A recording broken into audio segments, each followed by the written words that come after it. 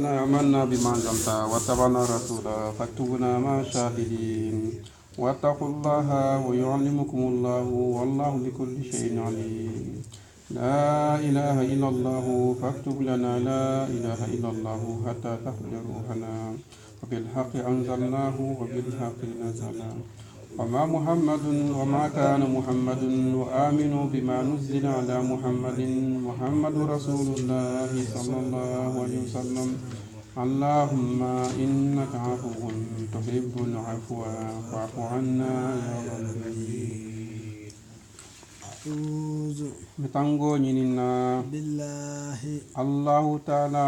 من الشيطان شيطان دبر جهوما الرجيم من كذا كل بلو فنتي ما صل نما تنغرام مبيتو. بسم الله الرحمن الرحيم. قال الملأ الملك الذين نياتون كولكو استكبروا ملهي فانتو بونيا من قومه كابينا لمغل كونو لنخرجنك يكون بيلا فونتلا يا شعيب إذا شعيب الذين أنا مغل فنان بيلا فونتلا آمنوا من لي مانياتا معك كفريت شعيب ما من قريتنا نساتي كونو أو لتعودن ولا ساكي في ملتنا دينو كونو قال شعيب خابانجي لو أولو كنا خنا تنتلدي كارهون خسايقال دينو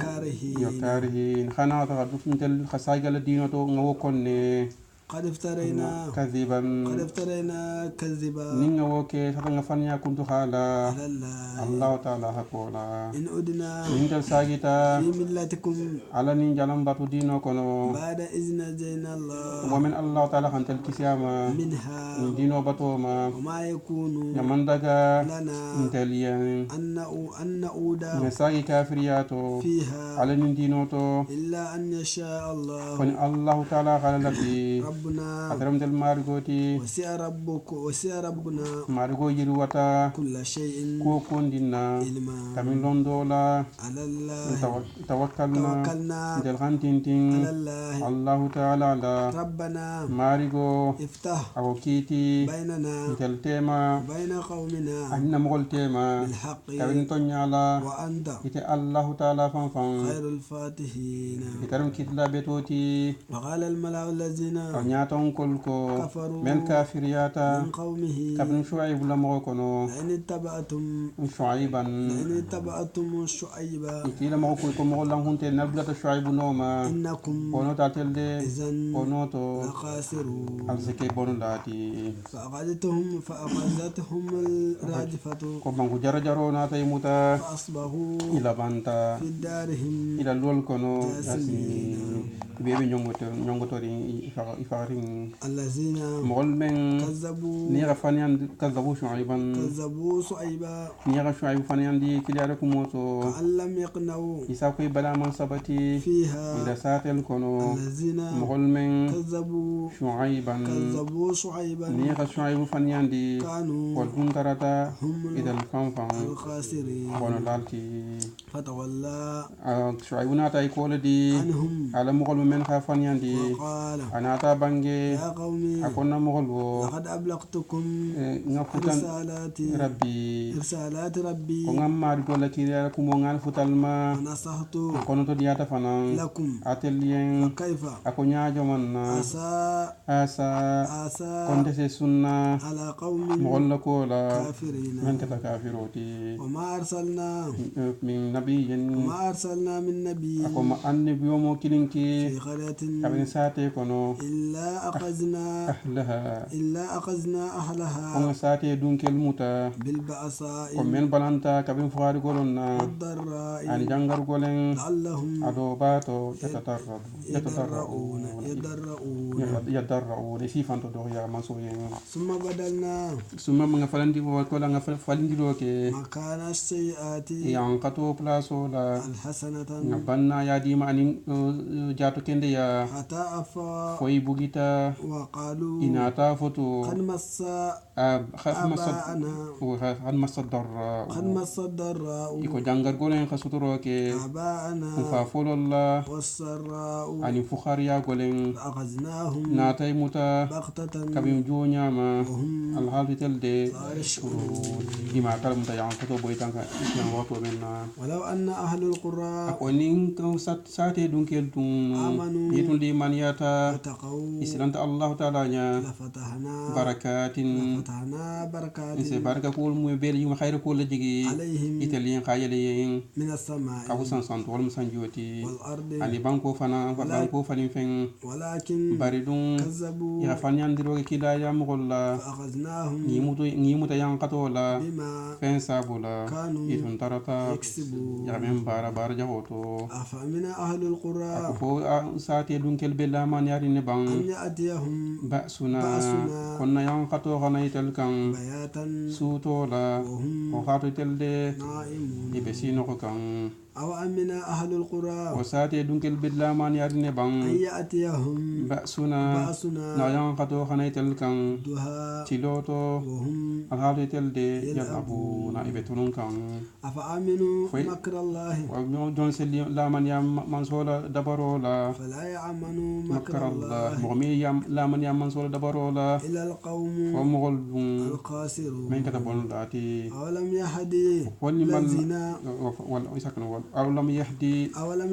فنمال لانكن مبان للذين مغليان يرثون الأرض من غبانكو كيتا من بعد أهلها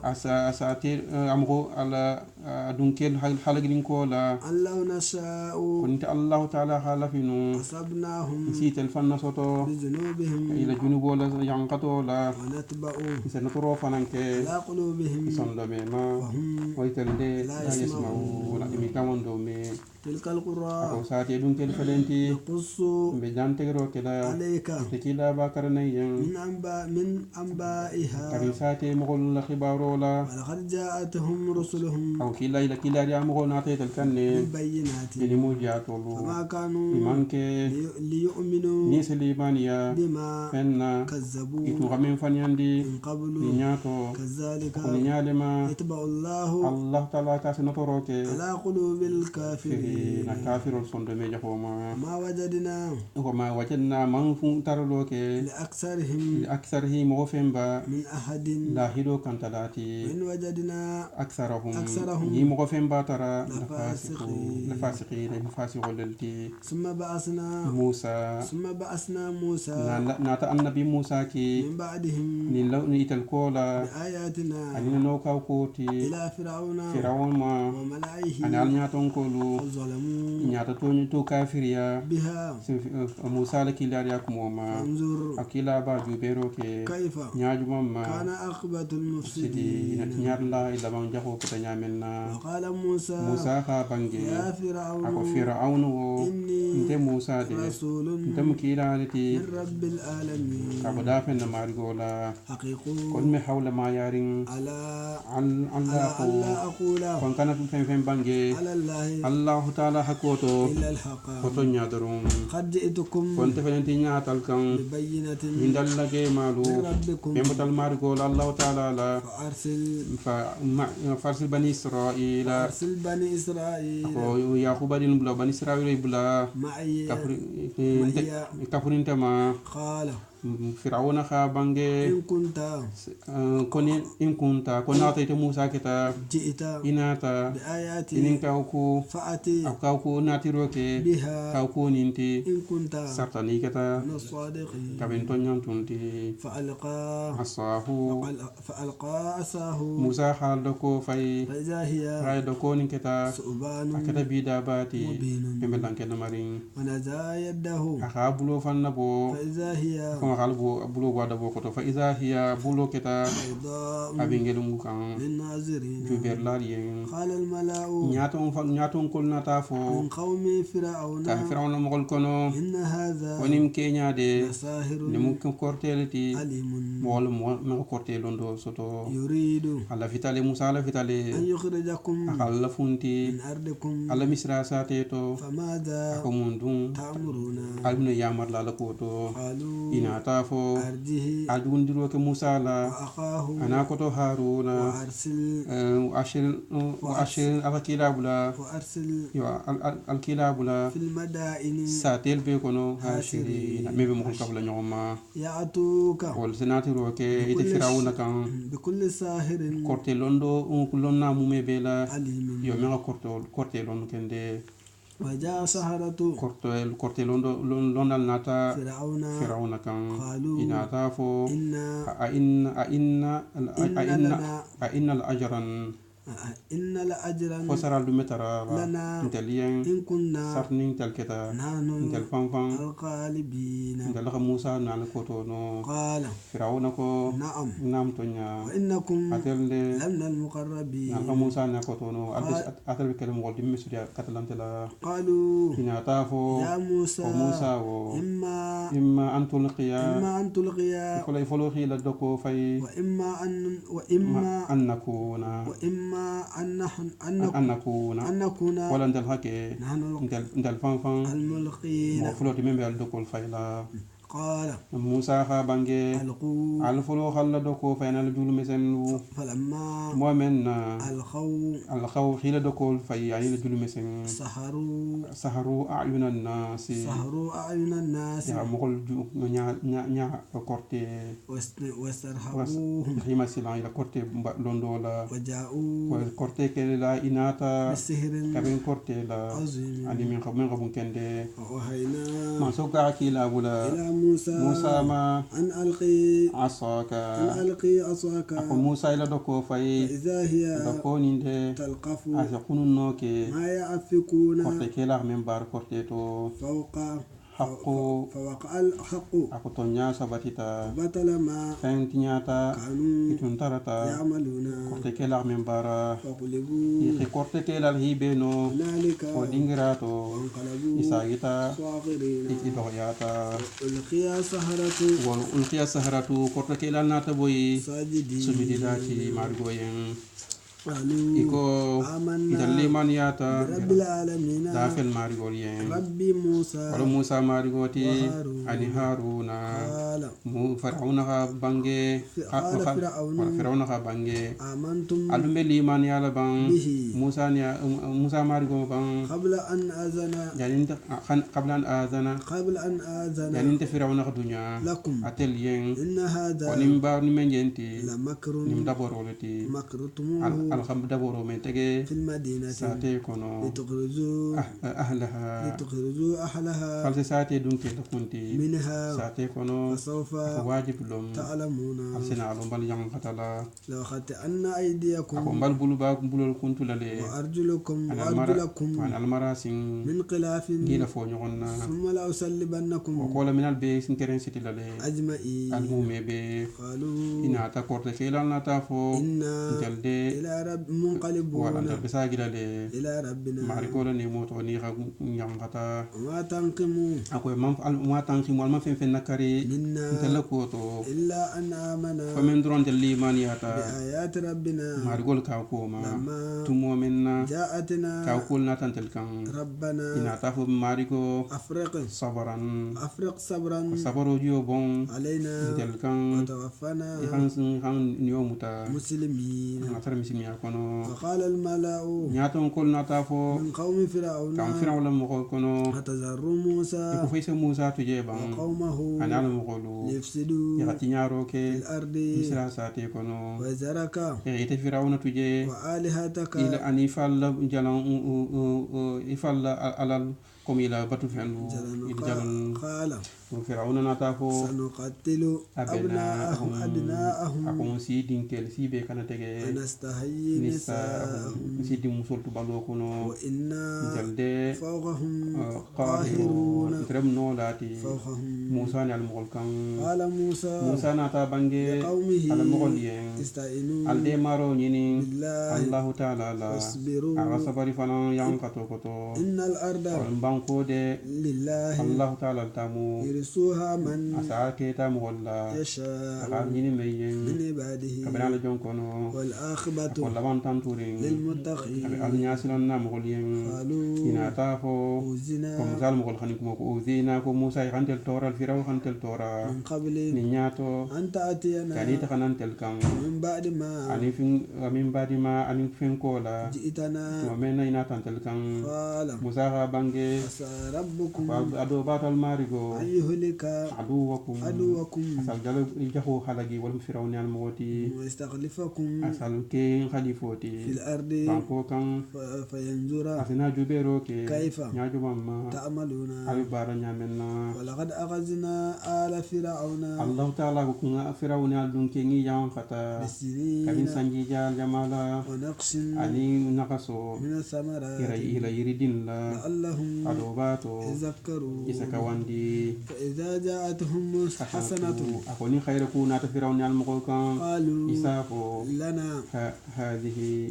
هذه koni khairu ko bentele yen وإن تصبهم سيئة bani masiba ku boytay kan يطيروا tayyaru isa nono jaho ya musiti بموسى musa la ومن معه ali mem kafura maliman ya kono على nam tonya إنما ila طائرهم nono jaho ya de عند الله Allah ta'ala liya ولكن أكثرهم bari mo femba لا يعلمون tel mawolon قالوا ina tafo مهما mahma تأتينا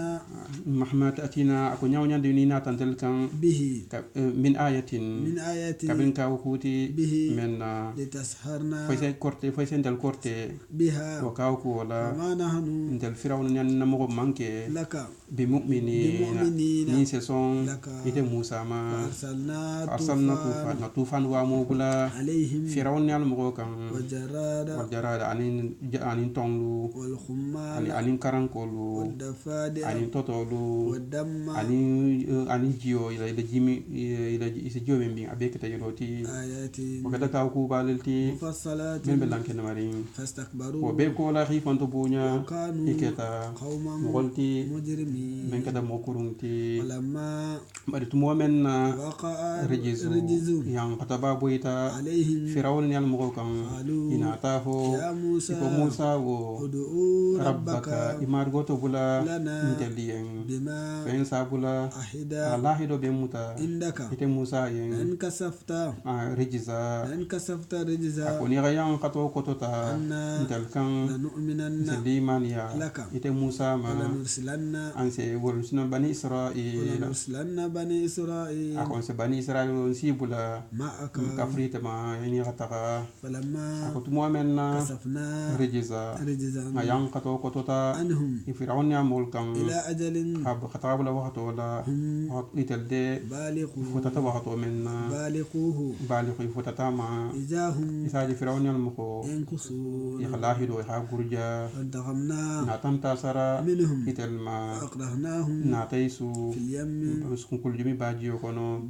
بأنهم kata itel de كذبوا ya fanyandiro ke na بآياتنا noka ko ma وكانوا ikata fana غافلين ina lati عنها o ma وأورثنا القوم ngamol keta الذين mol men كانوا itun tarata يستضعفون ikilan furi misra sa te rolu fi musa la mogol مشارق الأرض masharikh al ardi banko koton na ومقاربها ana tili jigola التي banko men باركنا ni khairan nga barka فيها nga barko jigi fiha banko men to وتمت كلمة ربك rabbika imar gol dalo timata الحسنى kabin khairola على بني إسرائيل israel kol ma بما fen sabula صبروا ya khamen sabari firawni al mogol koto ودمرنا ودمرنا ما ما نفين حلقي كان يصنع فرعون يصنع فرعون تنتقد خمين بارا وقومه أنا على مغلو وما كانوا إتو مان كيفانا يعرشون وما كانوا يعرفون خمين لو بون جام توني بتينا وجاوزنا ببني إسرائيل وجاوزنا البحر وجاوزنا بني إسرائيل البحر وجاوزنا بني إسرائيل البحر يوم بني إسرائيل كو نيلا تجي بالا فأتوا إنعتا fatau inata uitambita على قوم mugolla يكفون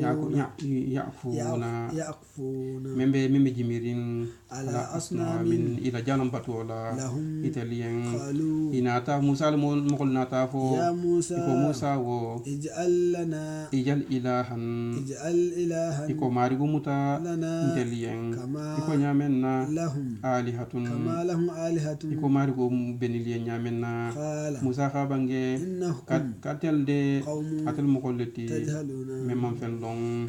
إن هؤلاء koni men jenditi متبر be halag mutabbaruma ما fembi halagilale itelde فيه fihi be me komento وباطل fenti nyata ما yo fenti nyata كانوا itun tarata يعملون men bara قال غير الله قال أخير الله فو الله تعالى فو الله تنودي أبقيكم بول نيننا إلها حكي ماري في اتلين وهو الله تعالى فضلكم حتى الفسيس مانتيا على العالمين الجماعة نمغلما وإذ موميرا أنزيناكم نالكيسي من آل فرعون يا مغلما يسومونكم ولا خل كليفي سوء العذاب يانغتو ديمناري ما يقاتلون أبناءكم يخال دينكل كانتيجي ويستحيون نساءكم يخال ديمسو تبالو كونو وفي ذلكم ويباكو بلاء جاري باترتا في ذلكم وكوتو من ربكم يموتال ماري غوفانا عظيم من غبون كندي وعدنا موسى ناتا موسى نينا 30 ليلة ليلة تلتان سبا نعمار غوتو نيانتا نيونجلا وأتممناها ناتو تلتان سبو ناتيما بعشر نتلتان لاكان فتم ميقات ربه مارغي والله دو تيمتا 40 ليلة ليلة أكي تلتان نانيتي وقال موسى بانجي لأخيه أكوتو هارون ين لأخيه هارون أكوتو هارون ين أخلفني أكو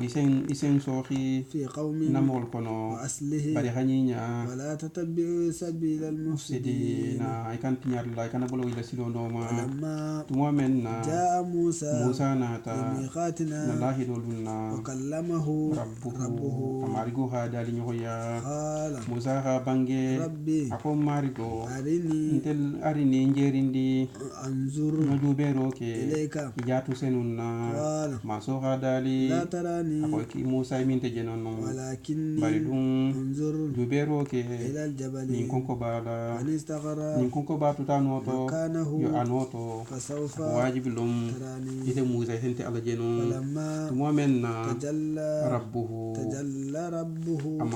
amargo ha noro lankene ma للجبل konko kan جعله dakka دكا konko be kuntunta وقر موسى musa boita صائقا akitita فلما tuma menna أفاق musa ha kuninta kabukitola قال an musa ha bange سبحانك ko senya bien تبت nte tubita إليك ite allah taala ma وأنا nte musa أول mu'mini المؤمنين nantere mu'minol foloti قال maso hadali يا موسى ako musa wo إني nte allah taala استفيتك ni te sugandile على الناس mugol kan برسالاتي nakilar yakmola وبكلامي anine dalo فخذ ma ما ako sumutaroke fenna آتيتك ngamen dima وكن ye musa iseke من الشاكرين kabiri jonti mensena de motantu وكتبنا ko katabna ko nga safero ke له musa yen في الألواح tawrato wal hol من kono كل شيء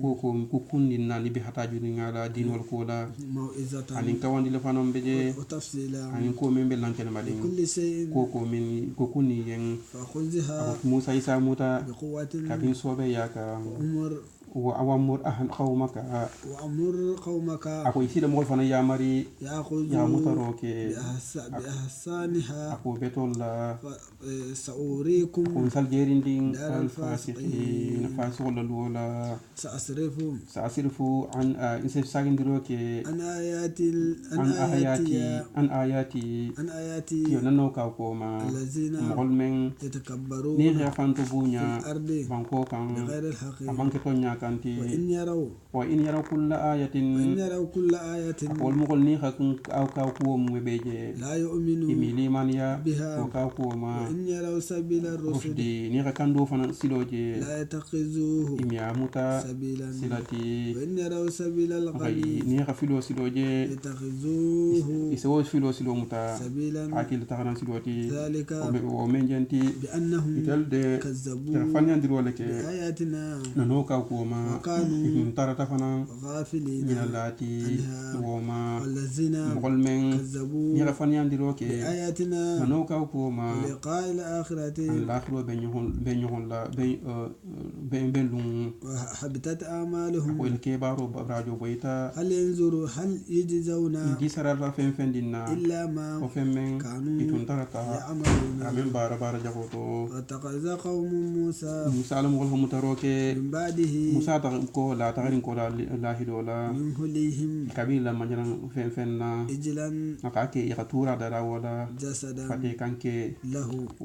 lahu quwarun خوار tura kun ngaruta ألم يروا afufai manjeri ke bang أنه ko tura ninde لا يكلمهم ami kuma no yen ولا يهديهم ami kanda fana سبيلا kando sirola اتخذوه yawo tura muta hakbatu fenti وكانوا in tarata ظالمين fantoro barlati لما momen na سقط sukhita ilimisa ta في أيديهم bulo kono ورأوا musa al mogol khaje أنهم koy telde قد ya ضلوا tura men badu koy filitale sidoma ina tafo لئن لم يرحمنا rabbuna ربنا woni margo man hinnan telma ويغفر khafarike لنا na junubola لنكونن ngam seke من الخاسرين kabin bolla mogolti ولما momen na رجع موسى musa إلى sagita قومه ala mogol kan قد بان gadbanan aju sobota أسفا awi sunarin قال musa ka bange بئس ما fen jahuyata خلفتموني men bara من بعدي te kola أعجلتم album korto tale bang أمر ربكم almar golo ya moro koto وألقى alwaha musa na ta tawrato wala ko ahi fay وأخذ bi ra'si akhihi برأس أخيه aka kunga ka koto haruna kunti yomuta يجره yajurruhu aba sabanka إليه atekan قال haruna ta bange ابن أمة akonna dingo إن القوم ko mogolde استضعفوني kantelan fule وكانوا isun sutiyata يقتلونني iben fakala فلا تسمت الأعداء ولا تشمل الأعداء فلا تسمت أعداء أكوي كان جهول جل بي دما ولا تجعلني كان أنت فنان هارون كي مع القوم كفر مغلما الظالمين من جت تورو بارلاتي قال موسى خابانجي ربي أكو ماريكو اغفر خفرك لي أنت موسى ين ولأخي أني كتو هارون وأدخلنا كرام فلول دون في رحمتك إلى نيمو كنو وأنت إنت الله تعالى أرحم رحمي الراحمين تم هنا لاتي إن الذين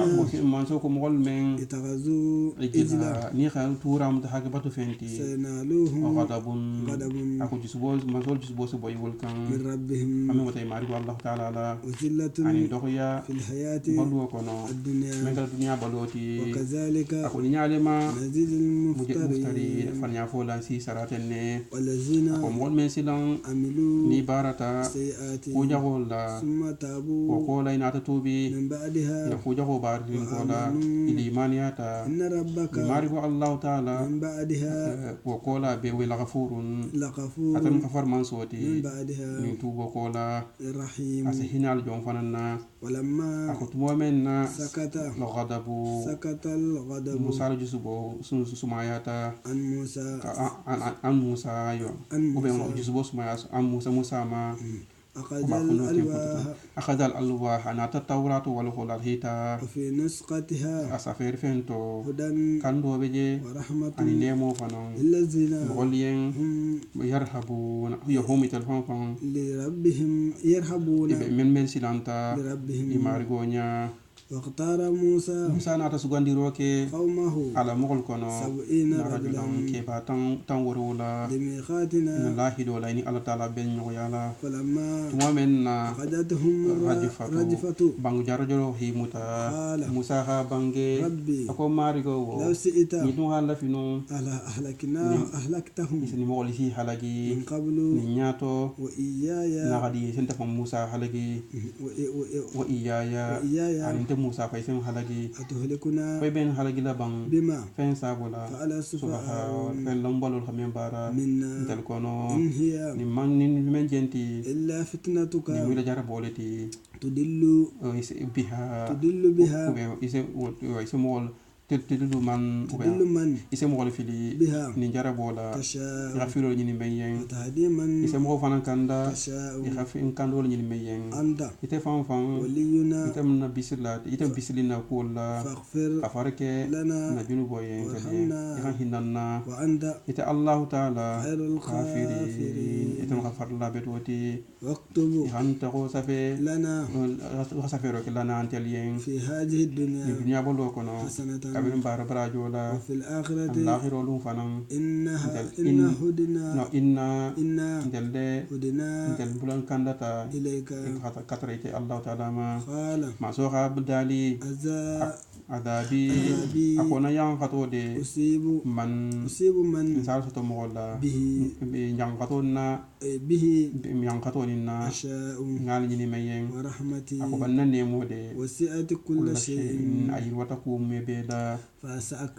فسأكتبها أنسا سفي للذين مغليين يتقون من سلامة أنت الله تعالى ويؤتون زكاة هلا نابلو جاكو فنامبو والذين أمي مغل من هم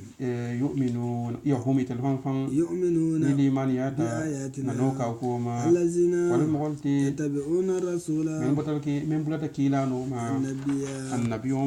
النبي الأمي من كرمبلو من كرمبلو النبي كيلا محمد باتي الذي أما سو النبي من يجدونه إغاتارا مكتوبا أتوه سفير التوراة وكنا الإنجيل وكنا عندهم إتليا في التوراة توراة وكتاب وكنا والإنجيل الإنجيل وكنا يأمرهم النبي وسفير نكاح يامر لوك بالمعروف كونوا بارولا وينهاهم أسفتن ديرو فنانك عن المنكر كونكو باروما ويحل الطيبات أسفن دي ما دغنديا لهم إتليا ويحرم خبائث أسفن جاكو فنان دومو حرام يا عليهم إتلما ويدعو إسرهم إسرهم أسيجي ويدعو دون جلين أسعالندي ومن خلق خيل جيجي عنهم أسرهم عنهم ويدعو إسرهم إلى دون جلين من بيكان سدين ولا كوتو أسعال جيجي عنهم إتل كان والأقلال أقلال كلام من تنبيكان التي كلام من كانت تنترتا كانت عليهم من بيت الكنا فالذين كم جلو قول من تنبيكان كم كوتو قول من بيت الدين والكوتو فالذين أقوم غل من نيلي مانياتا به كلابا محمد ما وزروه غاسم من تيال دين والكوتو ونصروه غادي ما فانا دين والبطولو وتبعوا يبلتا نورو كان الذي نورو من أنزل يعملنا نورو من جيجي معه كفرين كلابا ما أولئك وما كتبتو دون كيلو والفنف ولبني سرلاتي دنيا الآخرة قل أكيلا بانجي يا أيها الناس أتل مغلو إني دكيلا بعد رسول تمكي أنك رسول الله تم على الكيلالتي إليكم أتلما جميعا المومي بي الذي منصومين له ملك السماوات سانفتور لو منصب من بلو والأرض أني بانكو فنا لا إله تنيابة منصنتي إلا هو فاتي الله تعالى يحيي أتلسي بلو كبلو تمنا ويميت أسي سايا فانكي سايا تمنا فآمنوا الإيمانيا بالله الله تعالى درما ورسوله أنا الكلا محمد النبي ولما النبي موتي الأمي كرام بلو من كرام الذي النبي موبي يؤمن أتلي إيمانيا تلي بالله الله تعالى ما وكلماته أنا الدالو واتبعوه والمؤرونة واتبعوا البلانو ما لعلكم أدوباتو تهتدون السكندا من قوم موسى ويسون أمة وأمة جماعة رتا من قوم موسى موسى لمولكنو يهدون من بكان مولكان دكان بالحق كابين تونيالا ويعدلون يويتلين نفلان به وكانو تونيالا وقطعناهم نعطي تلا 12 أسباطا نيكي خابيل تاني فلاتي أمما كابين من تولتي وأوحينا نكيلا بلا إلى موسى ما إذ تمامنا استسقاه قومه على مغل خامين نغبو نينين أن ندرب كاين كوكو سيروكي بأساك نيلا دوكولا الحجر خبرو لبا غسي فانبجست إسنتا عشرة منه 12 عينا ji nya tanni fula sar ta khabo bero na musa do ko ke bero la pit mamen nya tanni fula bota wal benta khabila tanni fulon قد علم كل أناس قابلو خلون ديكي مسربهم على من دينغرالا وزللنا غماما الغمام سانتا بولو كوتوتا عليهم itel kun santo وأنزلنا المن na ko turan jaminol jigi عليهم itel kan ko ko le ko turan jaminol ko liwo be nyamen wa salwa ay kon subuli ila lin كلوا ko yaldo moroke من طيبات abel ما fendi mala رزقناكم nal kharja menna وما ظلمنا almantel tonyogi ولكن bardum كانوا itun tarata أنفسهم yazlimu يظلمون ifantoro baroke وإذ tumo mira kidaba قيل kira bange لهم wal mogolien اسكنوا al sabati هذه القرية baitul muqaddas kono وكلوا al khodo moroke منها baitul muqaddas kono حيث dingara شئتم nalla fitala وقولوا al kha bange حتة hitatukum walum ko kom na julbo khafari ودخلوا bal nal dun baitul muqaddas al khadum الباب abundala سجدا afifa majigi نغفر nal ho ke sa khafar ke نغفر خطيئاتكم yon sala khata yakum sala futundi ko sa khafare لكم atel yen سنجد المحسنين ko la ñiña barlan senay jiidi barajola فبدل الذين mogola falindiro ke ظلموا men nga fantoño baro ke منهم ital kono قولا kabrin bangela غير الذي men manke bangeti قيل khiya mari لهم italien ko men fota yen فأرسلنا rejisan ayang katole jigi عليهم ital kan من السماء abosan santo بما fen sabula itun tarata يظلمون kamen bara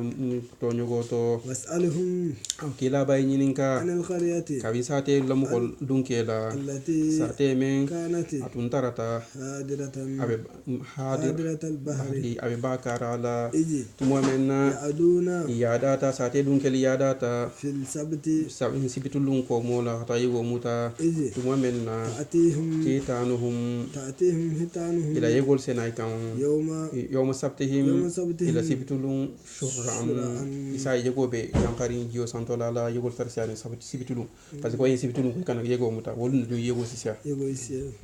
ويوم lumen لا يثبتون lumente sibitoti لا تأتيهم imi yege je كذلك yege mina ikan kadhalika ko nyalema نبلوهم mbila jarabila بما fen sabula كانوا itun tarata يفسقون men bara fasiq yato وإذ aw kilabatu momira قالت ummatun قالت أمة jama khafo منهم ital kono لما komun sabula تئزون qauman قوما al mogol kawani lamunala الله allah taala مهلكهم ay mol men halagila أو معذبهم wala bi yang qatala kabri yang عذابا qatola شديدا membe diminarin قالوا ina tafo معذرة konum lojurolti إلى ربكم marigoya ولعلهم adobato يتقون kawando si silan allah taala nya فلما mu'minna نسوا ate turo ke ما fenna ذكروا rika wandi به ko menna أنجينا الذين mogol kisi ينهون men ko fatandiro ke عن السوء ko jako baro ma وأخذنا الذين na mogol yang kata ظلموا men fantoro baro ke عذاب abe yang katola بئيس men dimni yarin kende بما fen sabula كانوا itun tarata يفسقون men bara fasu yato فلما ako tuma menna أتوا ay fanto bunya أما kabrin femma نوح fi fatandi ko men baro mi ko men baro ma قلنا ma so dali لهم italien كونوا alke ردة ko musoti خاسئين abe dogo yarin وإذ ako tumo mira تأخذنا ta'azzana rabbuka تأذن ربك imal go halondirro ke ليبعثن ko mbe sartindro ke la عليهم bani yahudol kan إلى يوم القيامة ko qabla al qiyam mawlunna من يصومهم mo men bi kilifila سوء العذاب yang koto diminarinna إن ربك imal go allah taala سريع العقاب adara yang kato katari إنه ate allah taala غفور ataram kafar mansoti meshinal jonna وخطأناهم ako nga bani israilo ngi tala في الأرض banko kan أمما nke manto jamati منهم salihun صالحون yo ko mo betol bi kono ومنهم dol beje دون ذلك e manke mo betoti وبلوناهم ako ngila jarabi بالحسنات kabin khairu nemo me bela والسيئات anin ku jago لعلهم ado bato يرجعون isa boyle filoto فخلف يغتورو كي من بعدهم ital kola خلف kabrin din la ورسول kitab الكتاب min tawrato kitabu kita يأخذون igol bi mutaro ke kikan عرض هذا أرد الأدنى هذا الأدنى دنيا دها مولا ويقولون والبافو كان سيغفر إذا خان بارجو كي سخفر كي لنا انتلين وإن يأتيهم أرادون أرد نادها مو نيغونا تيكان مثله أنيغون دو يأخذوه إساموتا ألم يؤخذ في متaro ke bang عليهم itelma ميثاق الكتاب tawrato lahi dola ألا يقولوا walum koy kana fen fo على الله Allah ta'ala hakoto إلا الحق fotonya dorong ودرسوا ya idun karanta ما fenna فيه meme tawrato kono ودار الآخرة bay la ko la khiro suwade خير wala fisa للذين mogol yen يتقون men silanta Allah ta'ala nya أفلا تعقلون fanta hakili ma ya la bang الذين mogol men يمسكون ni amutaro ke بالكتاب tawrato la وأقاموا الصلاة ya salo la waqto la إنا intel Allah ta'ala لا نضيع mi yebi yeberke أجر المحسنين muslihina barke beto wala barajo la وإذ ko tumo menna tumo mira نتقنا الجبل konko kotota فوقهم il kun santo كأنهم ila konkoni de ذلة akadi bolu dum فظنوا hanin jiki أنه ko konkoni de واقع abe boyla بها itel kun kan bihim kun kan خذ ko yal mutaro ke خذوا khudhu al mutaro ke ما آتيناكم ngal so menna بقوة kom gom tawrat bi quwwatin so be yakan واذكروا alsi kan mira ما fenna فيه meme tawratu kabin kitol kono alke tawratu kawandulu لعلكم ado bato تتقون asika al nyasalan nati وإذ mo mira أخذ ربك mari bo mutaro ke من بني آدم adama din la من ظهورهم kabri ifal ko tol ma mbemba adamati ذريتهم adin me abon solu وأشهدهم akhi sedi akhi ma sedi khayla sedi ya على itel أنفسهم famma ألست amman so hadali بربكم taman fonta man kal mari goti bang قالوا hadamadin be ko بلى nam to nya itel mari goti شهدنا ko be kon tel sedi ya ta أن تقولوا o ulum ko alkana fu atel hadamadin ngin jinnolu يوم القيامة qiyamolum إنا ndelde كنا ndel dun tarata عن هذا غافلي غافلين ndel nyina tale عن هذا ni tawhido ko la أو تقولوا wal kana fo إنما أشرك abauna kon fa fulo lil khafla ka Allah ta'ala ma من قبل ndel nyato وكنا ndel dun ketale ذرية man tolenti من بعدهم wal kola أفتهلكنا fo kana fo Allah ta'ala bentel halagila bang بما fen sabula فعل mubtilu المبتلون nyar la min bara وكذلك ko nyale ma نفصل الآيات se ka ko si lankene ma لعلهم ado bato يرجعون sagira boyle filoto واتلوا watlu ako kila bakarano ke عليهم ko gat sagiro ke alayhi talien نبأ الذي mogol khibaro la آتيناه mo men ninga son آياتنا nano ka ko ma فانسلق afan bosi منها abo ka ko to وأتبعه shaytan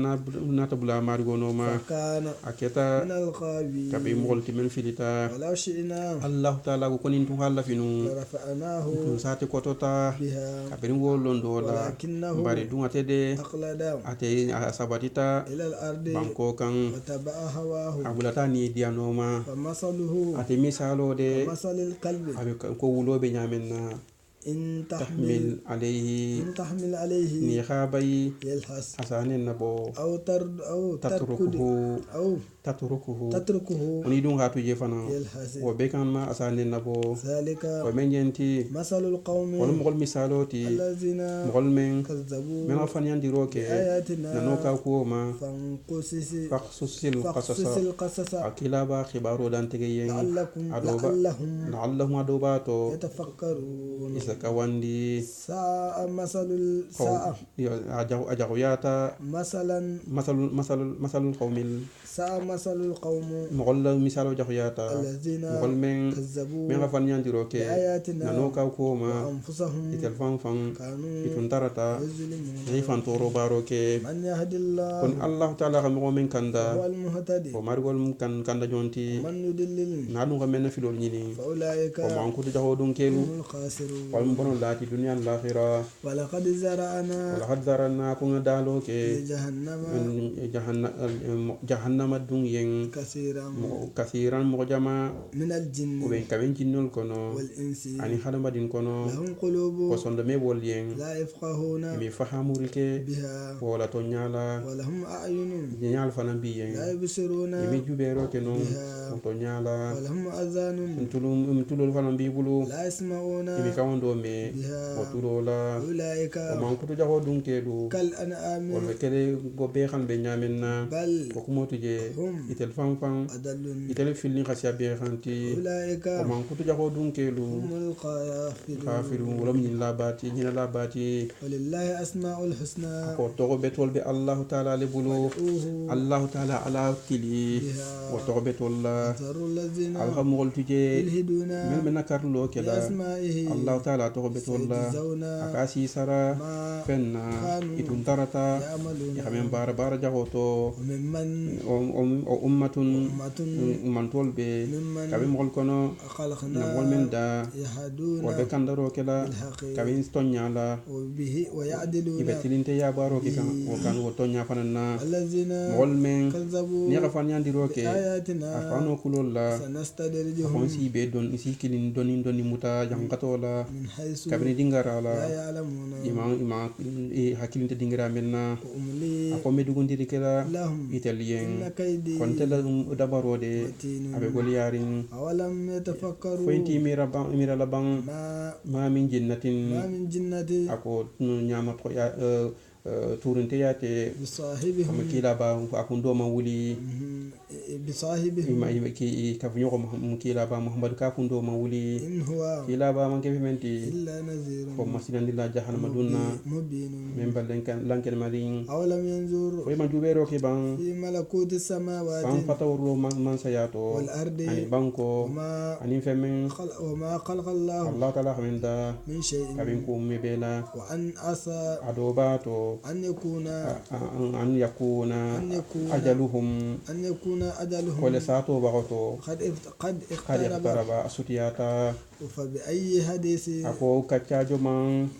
يؤمنون ni be li makankol be liman yala بعده afano ko la من يدل الله allah taala ha momena fili ولا هادي mi kan bagasoto ko mari go yen ويذرهم abetu ko ya abetu la في طغيانهم la fili bangunte ya kono ibe geri kam yifuntinon يسألونك akila bay binin ka عن kan الساعة alkhiyamu sahan na ko la أيان ko wakati joman مرساها ibe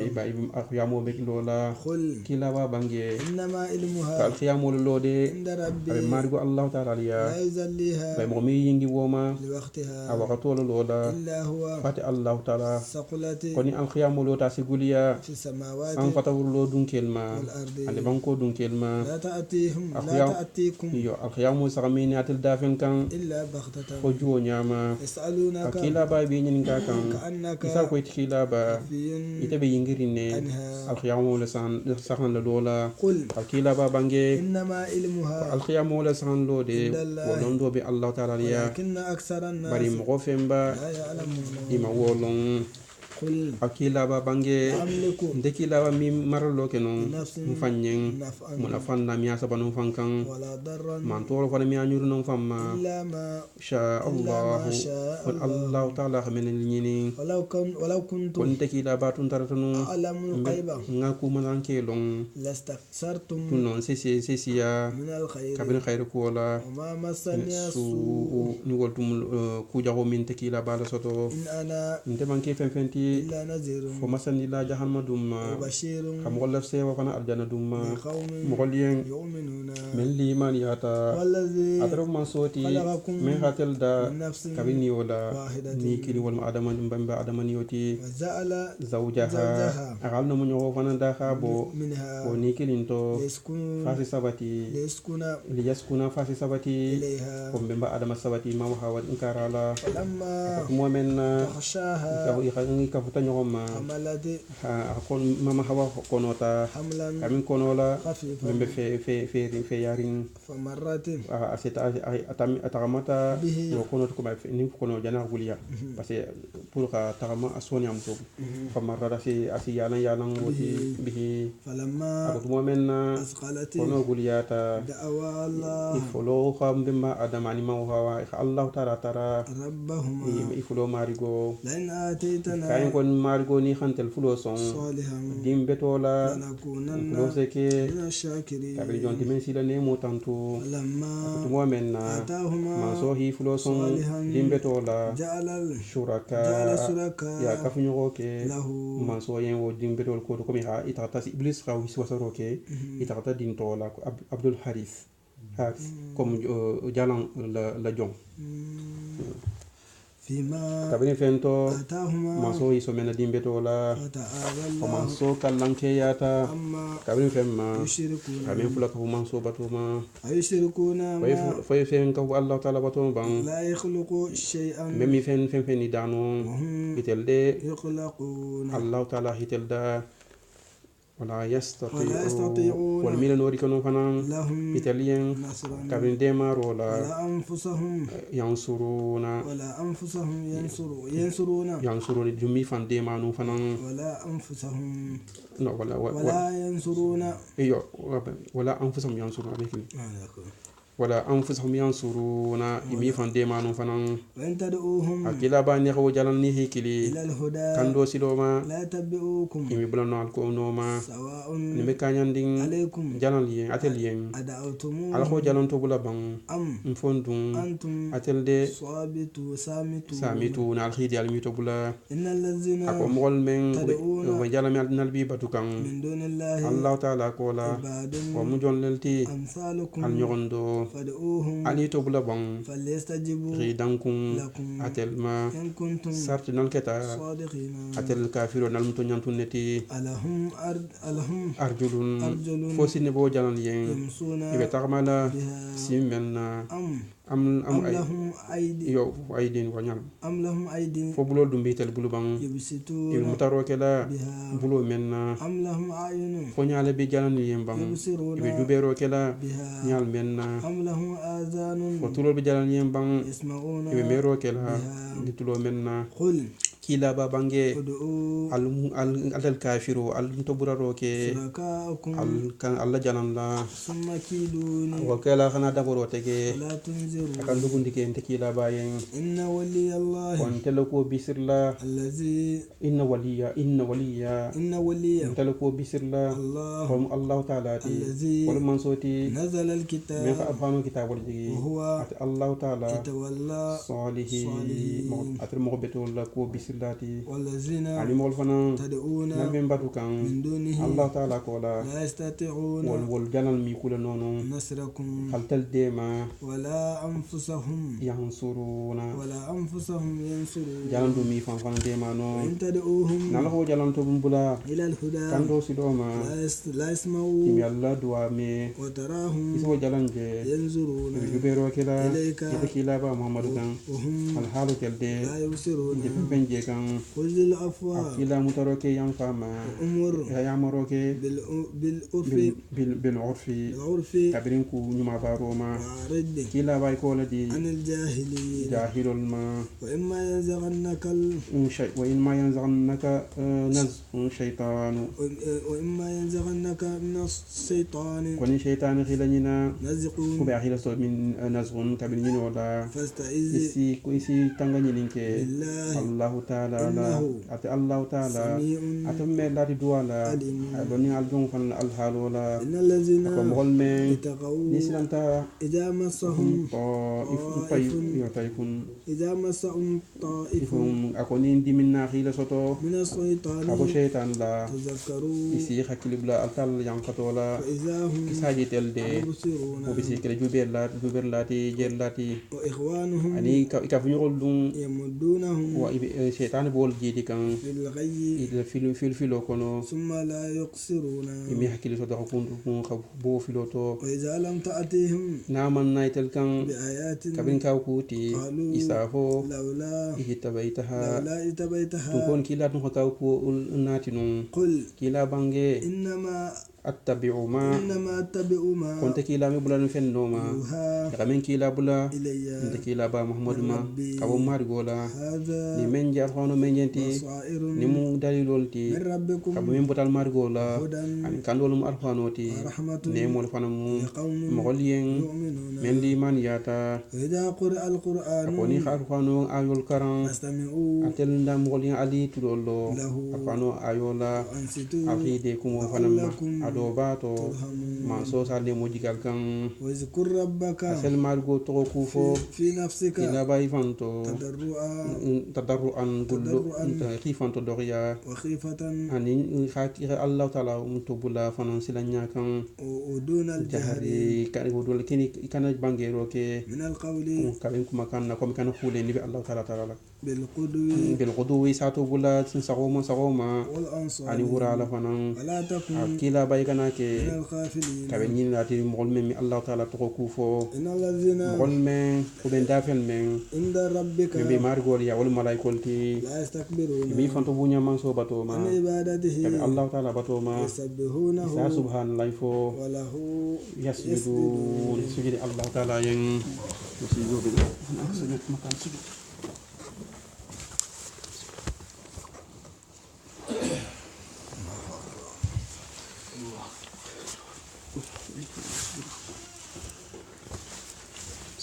سورة الأنفال الأنفال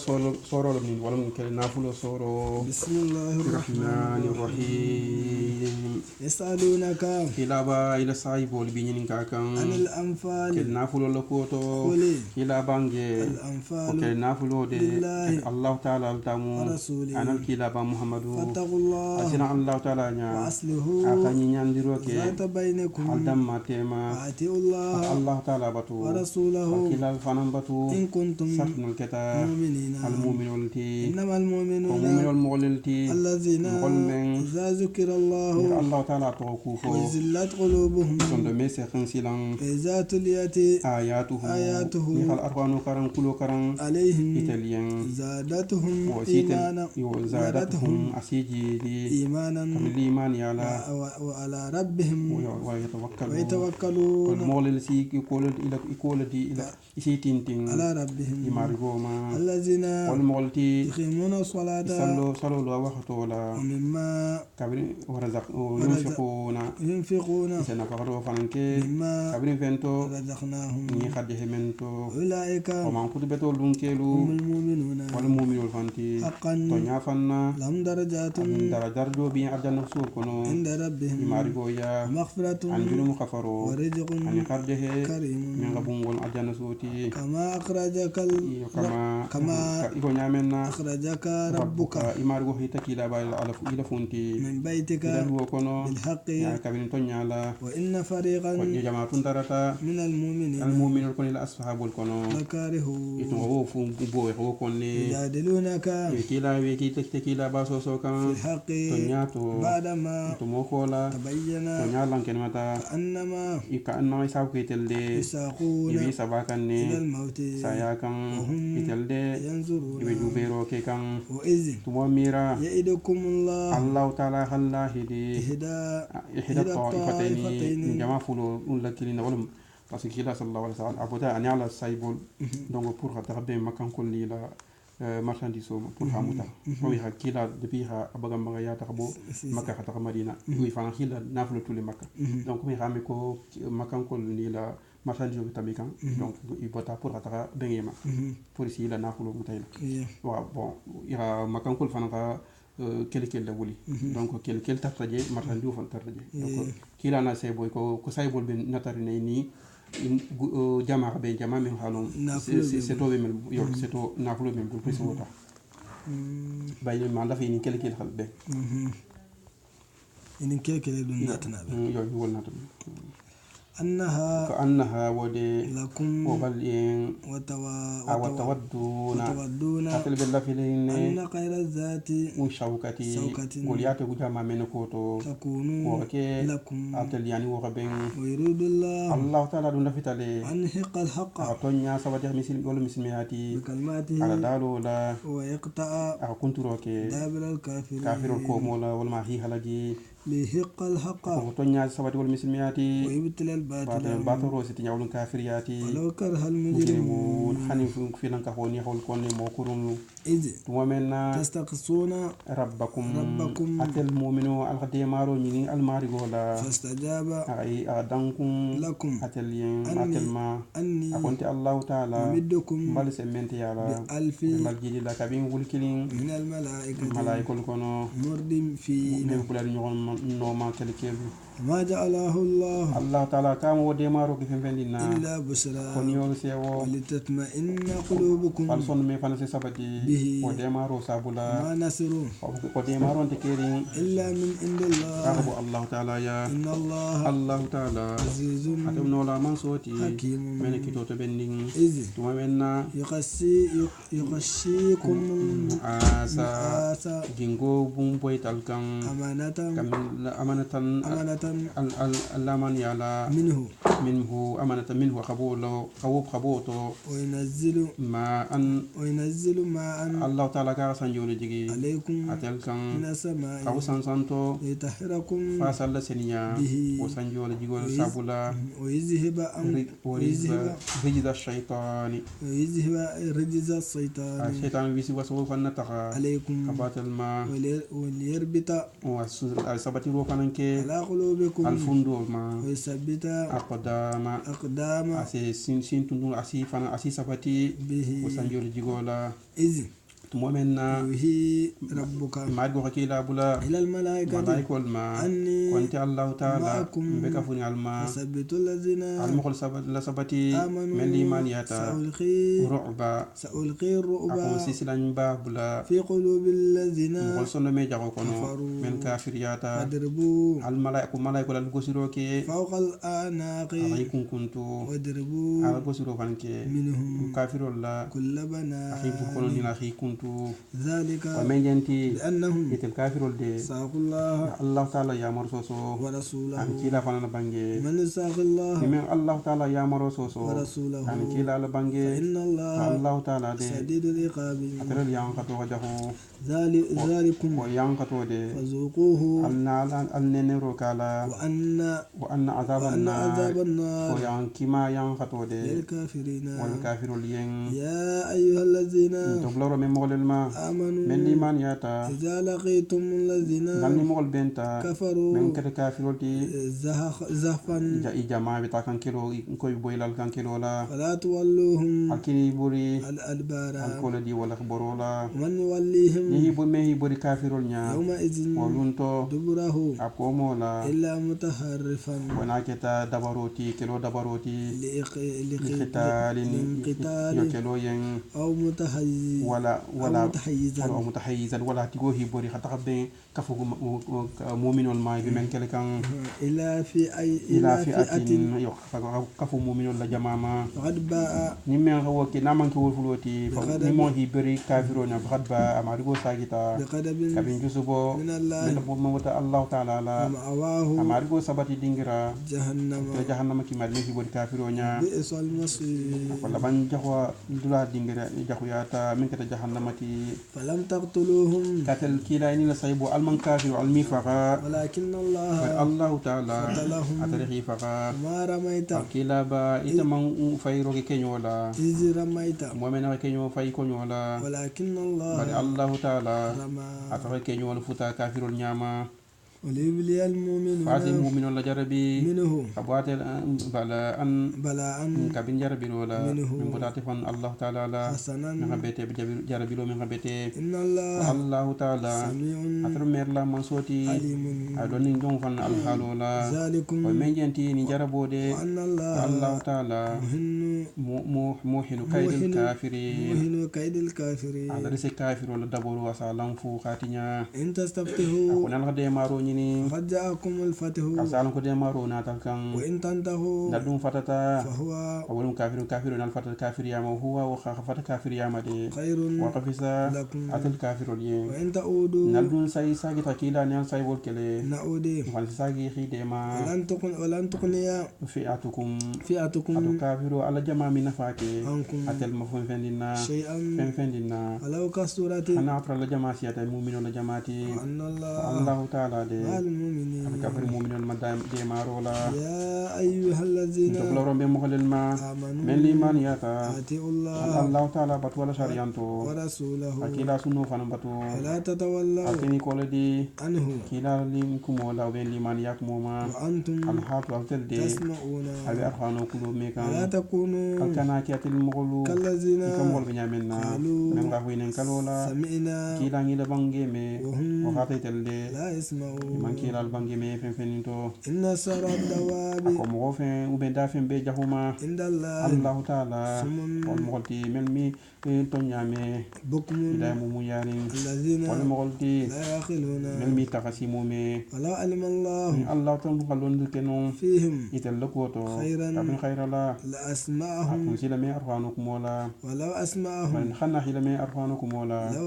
لتولوا isi kolodi وهم al harfi telde معرضون isagi kolodi lati al alki liman ya kumoma يا أيها الذين doblaro ko me molel ma آمنوا men liman yata استجيبوا ali dankun لله Allah ta'ala ma an ولرسوله alkilaba muhammadu إذا دعاكم di hal tobula لما kabin fen sabula يحييكم i hal balu men na ko liman yakumon dinola ويعلموا ala long أن wa الله Allah ta'ala de يحول adresse dum بين المرء kabin ke ba tema وقلبه ana kundo tema men biya wolonne وأنه wat Allah ta'ala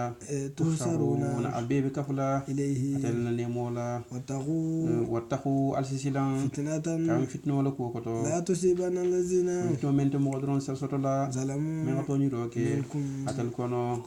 sa خاصة tan mo doron comme ni mo xam men ka fitno wala ko ni mo jaabe tinyaro gelen ko hal fata parce que ni fitno nata ما abe نستدل hani men ma to nyiro ke be men ma junbo bara asfita no ama ويعلموا Allah lon fana أن الله Allah ta'ala شديد العقاب kal yang hoto min واذكروا ali miraban إذ tumo menna أنتم atel muslimol قليل atun tara belan buna mansia مستضعفون abelan furi makasate to في الأرض makasate to تخافون abesilanding أن يتقطفكم naso أن يتقطفكم الناس kafiru kan tal jahan fu ko boyal kan فآواكم maso na tal sen bente ya وأيدكم fa awa ko maso kha kafu al kafu madina kol ma وأيدكم al semente ya fanan بنصره ala de maro la ورزقكم al kharjahe من الطيبات kabin tele na fulla لعلكم adobato تشكرون akal le motanturati يا أيها الذين ko intabloro be mogol ma bani ko ya ayyuhalladina amanu boybe hana malin ba kon me jinol fan bila kon jinol men son takilama parce que la jamono jinol jama dun ta mismi akon bon ni ko ya ayyuhalladina ya ayyuhan nas ibe hana madin me jinol fan ba kon jinol comme dafel mumbe parce que ma khalaqtu insi wal jinn illa liya'budun parce que entel ni jinol korto be entel ma fa yambulu ya entel fan da pour Allah ta'ala batu يا أيها الذين akon doblaro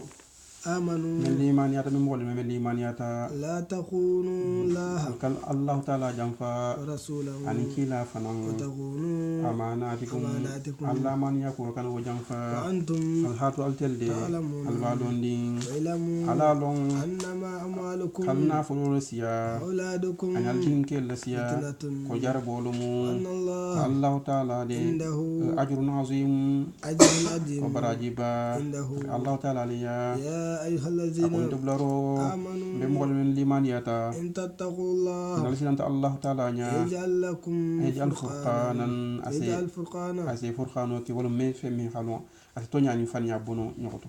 lakum atelier ويكفر sayiatikum سيئاتكم asalaku jaho burkha عنكم atelier ويغفر asaka farke لكم alla junubo atelier alla junubo la والله Allah ta'ala ذو الفضل atrum